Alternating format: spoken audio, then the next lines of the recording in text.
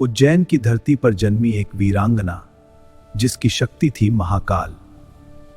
यह है महाकाल की वीरांगना रानी अवंतीबाई। रामगढ़ की रानी अवंतीबाई शिव भक्ति में लीन, न्याय में अडिग। मंडला का समृद्ध रामगढ़ राज्य शांति और समृद्धि से भरा हुआ।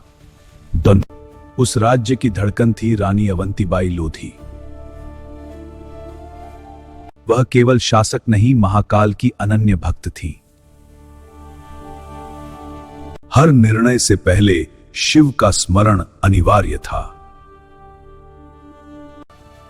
रानी अवंतीबाई केवल तलवार नहीं थी, वह एक विचार थी। उन्होंने महिलाओं को भी शस्त्र उठाने की प्रेरणा दी। जब राजा विक्रमादित्य सिंह अस्वस्थ हुए,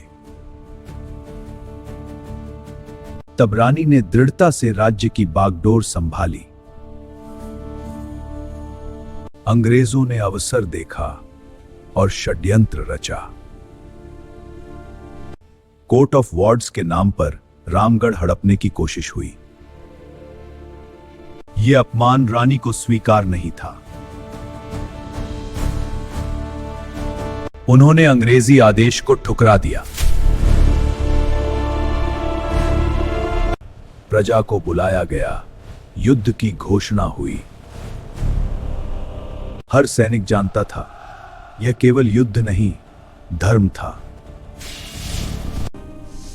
यह महाकाल की भूमि है, यहां दास्तां नहीं चलेगी। पुरुष और महिलाएं सभी रणभूमि में उतरे। रानी स्वयं अग्रिम पंक्ति में रहती थी। पहला युद्ध आरंभ हुआ, तलवारें टकराई।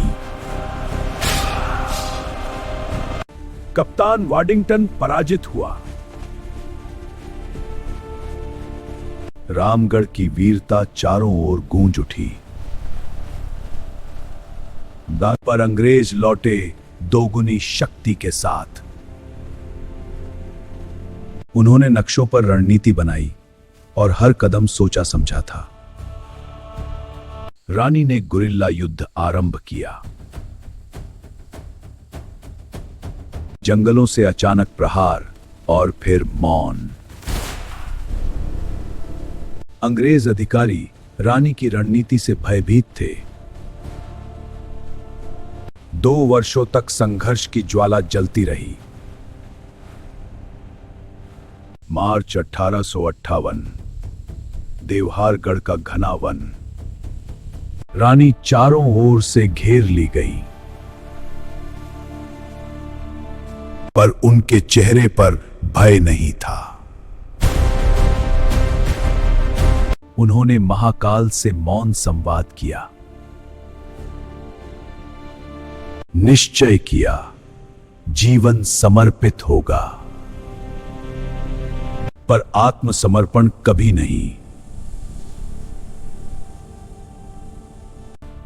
20 मार्च 1858 उन्होंने स्वयं को बलिदान कर दिया। वह जानती थी शरीर नश्वर है। एक भक्त अपने आराध्य में विलीन हो चुकी थी।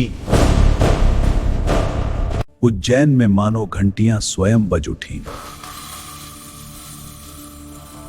आज भी उनका नाम श्रद्धा से लिया जाता है।